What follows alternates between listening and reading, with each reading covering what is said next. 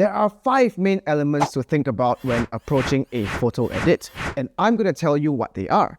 Understand these principles and you can create any look that you want. You know, I get asked all the time, where do you even start editing a photo? And while there are tons of tutorials out there showing you how to achieve a certain look, hardly anyone dives into the why behind these edits. The thing is, editing just isn't about cranking up the contrast, boosting saturation, or going wild with the sliders. There is actually a method to the madness. Sure, there are a few basic rules that you can follow, but like any other art form out there, rules are meant to be bent or even broken. These principles, though, will give you the foundation to make smarter choices about which settings to tweak to bring your vision to life. Alright, in today's video, I'm not going to show you how I edit my photos, but I'm diving into why you should be doing certain things in your edit. And by the end, you'll have some solid tips to help you find your own editing style. So let's make this fun and hands-on. But before I begin, for those new to my channel, my name is Terrence and I've been a wildlife photographer for the past 10 years. I am currently also a Nikon ambassador and I've worked with other brands and organizations over the years to create content around wildlife and wildlife photography. So while this video is almost exclusively focusing on wildlife photos, the principles I'm saying can apply to any other genre of photography as well. So let's dive into our editing software. For this video, I'm going to be exclusively using Lightroom, but the principles I'm about to show you can also be applied to other similarly capable editing softwares. First, you need to make sure that you are shooting in a RAW format. This allows you to have the most flexibility when editing. If you're processing a JPEG image, the colors will fall apart and the picture will look absolutely awful. Okay, with that out of the way, let's kick things off by asking ourselves one very important question. What is the goal of post-processing a photo? There are plenty of answers, but to me, the biggest one is this. We want to make an image that grabs attention, one that not only captures the viewer's eye, but to also make them want to look at it for as long as possible. Think about it. When you're scrolling through your feed, you've probably come across photos that barely make you pause, right? But then every so often, you find a photo that stops you in your tracks, and that's the magic. Those are the photos that have something special, whether it's the lighting, composition, or just that one little detail that makes you linger for a few extra seconds. And that's exactly what we want to do in our edits. The goal isn't just to make a pretty picture, it's to create one that draws people in, holding their gaze a little longer than they planned. So how do we achieve this in our post-processing? Well, it comes down to playing with the right techniques, and I'm going to tell you what they are in a second. In this video, we're going to dive deep into exactly how we can edit photos with the aim of making them more captivating, more engaging, and ultimately more memorable. We want people to take that extra second to really see that photo. And trust me, when you nail this, you'll see the difference in the way others react to your work. So let's get into it. There are 5 key principles that really help grab attention in a photo: composition, exposure, contrast, saturation, and color. Sure, there are other factors like, what's happening in the scene, motion, depth of field, and texture, for instance, but those are all part of the shooting process. Right now, we'll focus on the things you can actually control in your edit. The first thing that we want to tackle in your edit is composition. While you can't change how the photo was shot, there are a few simple tweaks that can really make a big difference. First up, straighten that horizon. If your horizon is off, it can scream amateur unless you're intentionally doing it for a specific effect. But in most cases, a level horizon just brings a clean, organized feel to the image. So now let's take a look at your crop. Maybe you want your subject right in the center, or perhaps you want to follow the rule of thirds to create a more dynamic composition. Beyond that, there's not much else you can adjust in terms of composition, but trust me, these 2 tweaks are essential for making your photo look polished and professional. Start here and you're on the right track. Next up, let's dive into exposure. Before we start sliding those adjustment bars, let's talk about how exposure or brightness helps grab attention in a photo. As humans, we are naturally drawn to brighter parts of an image. A bright, airy photo gives off an ethereal, uplifting vibe, while a darker, moodier photo feels mysterious and dramatic. So the first step is managing the overall exposure of your photo. The best tool for this is actually your histogram. If you're not familiar with how to read it, there are plenty of tutorials out there. Depending on the mood you want to create, you can choose to make your image brighter, darker, or stick with a balanced middle-of-the-road exposure, which is often the safest choice. Now, let's talk masking, one of my favorite tools. Masking lets you adjust specific parts of your image. It's a game changer for guiding the viewer's eye. For instance, if your subject is the focus, you can brighten it slightly to draw attention, or if you want to emphasize the subject even more, you can darken the surrounding areas to create contrast. So, my go-to masks are the linear gradient and the radial gradient. These allow you to selectively brighten or darken areas, directing attention exactly where you want it. It's a subtle but powerful way to shape how people view your photo.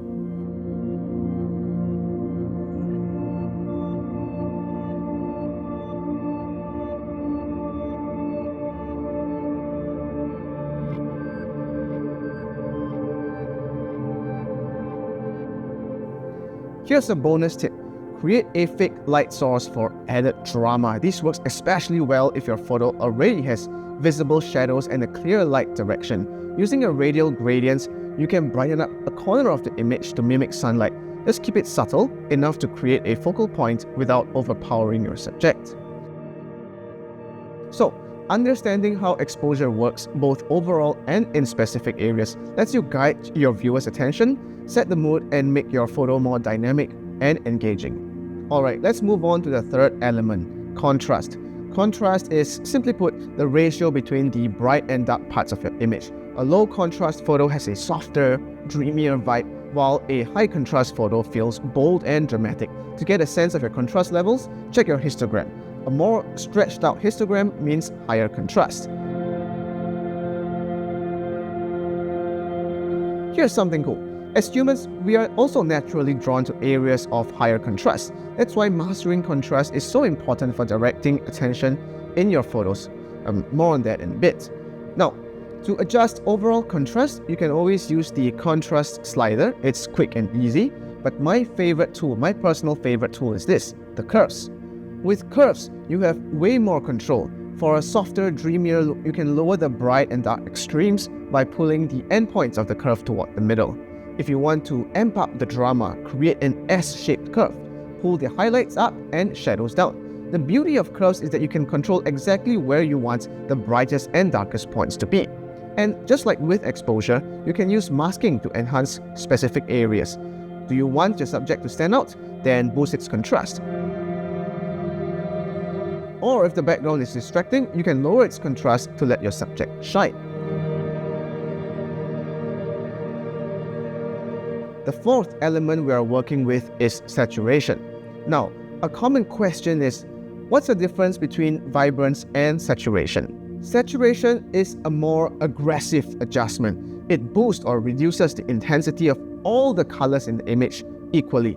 Personally, I'm not such a big fan of using the saturation slider too much because it can make strong colors overly intense and unnatural. Vibrance, on the other hand, selectively enhances muted colors while leaving already vibrant colors and skin tones less affected. It's a more balanced and subtle approach compared to saturation. As humans, we are naturally drawn to saturated colors over muted ones, so you can use this to your advantage when tweaking color intensities in your photos. My preferred method, head straight to the HSL or the Hue Saturation Luminance tab, and here's how I approach it. For instance, if my background is green and I don't want it competing with my subject, I will lower the green saturation. If my subject has beautiful purples or another standout color, then I'll boost those tones to make them the focal point. You can also use masking for more control. For example, you could mask your subject to increase its vibrance or saturation so it stands out against a less saturated background, or mask the background to desaturate it and further isolate your subject. At the end of the day, my goal is simple. Enhance the colors that guide attention to where I want it and tone down the ones that distract. Finally, let's talk about color. Color is one of the most important elements in photography and editing, and it can greatly affect how we perceive an image. Understanding how color works and how it can influence mood is key to creating compelling visuals. Today, we're diving into the basics of color theory and how to apply it to your editing process. Let's start with something really simple. Color temperature. When you adjust the warmth or coolness of your image, it can completely change its tone.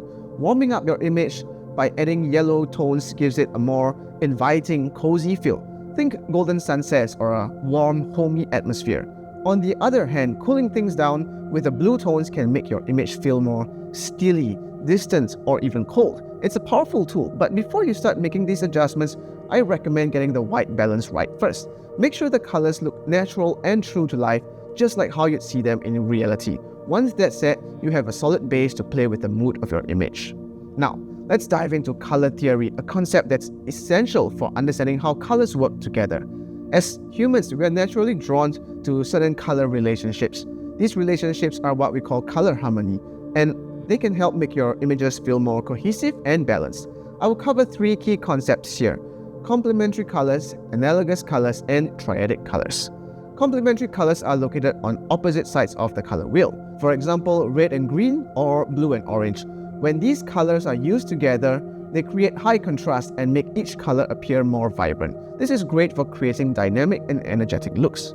Next, we have analogous colors, which are next to each other on the color wheel. For example, red, orange, and yellow. These colors share similar tones and blend well together, creating a calm, harmonious effect. If you want your image to feel smooth and natural, then analogous colors are the way to go. Finally, there are triadic colors. These colors are evenly spaced on the color wheel. For example, red, yellow, and blue. Triadic color schemes offer a balance of contrast and harmony, making them a great choice for vibrant but still balanced compositions. Once you understand these color relationships, you can start applying them to your editing. For instance, you can adjust the hues of certain areas in your image to fit one of these color schemes. If you want to highlight specific colors, you can boost the saturation while desaturating others that don't fit. It's all about finding that balance and harmony. But what if the colors in your photo just aren't working well together? One common technique is to add colors where there are none. A popular style, especially in movies, is the orange-teal look. Why orange and teal? Because they are complementary colors on the color wheel, and when combined, they create a visually striking effect. You don't have to make everything in your image orange and teal though. Instead, you can subtly add teal to the shadows and orange to the midtones or highlights. This technique gives the image a stylized, pleasing look without overwhelming the viewer. Now, color theory might be something to plan for when you are shooting, but we don't always have full control over the colors in our shots. In those cases, your editing skills come into play to help make the colors work in a way that's visually appealing. Even if the colors aren't perfect in the original image, a little color grading can go a long way in transforming your photos into something cohesive and striking. At the end of the day, color is a powerful tool for expressing mood and telling a story. By understanding and applying color theory, you'll be able to make more intentional and impactful creative choices in your photography and editing. And that's all from me. Thank you so much for watching this video. Be sure to check out my other videos if you want to learn more about wildlife and wildlife photography.